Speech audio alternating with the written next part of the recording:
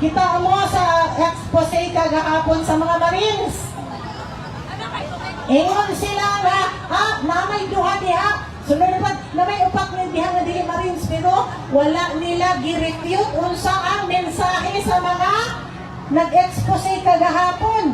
Ang gusto nila, ilang putlon ang istorya sa pamaraan nga ilang i-destroy ang kredibilidad sa mga mensahero. Kaya di man nila maatake ang mensahero na lang. Buhatan na lang, pangitaan na lang jet nila sayop, no?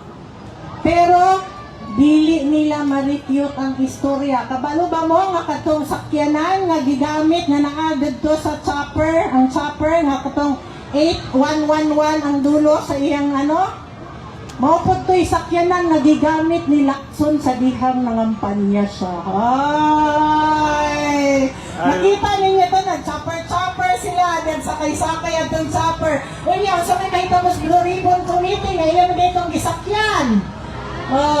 Peng na peng. Hindi na pinya, heng na peng. Nga nung makaroon, ingon siya na kinahanglan, imbestigahan na sa AFP.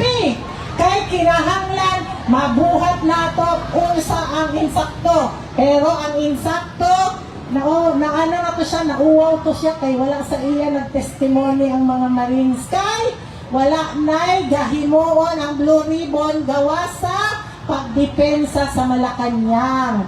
Imbis na ang Blue Ribbon mo'y atong adtuanan para isumbong nato ang kapituloran o para ang mga abusado sa atong gobyerno matanggal ang gihimo gidepensaan o hangtod karon wala pay na priso gyud nga tinuod nga involved sa flood control sa kadaghan nila. Muna karon sa atong pagselebrar ayaw ninyo kalimti ibagsak ang mga magnanakaw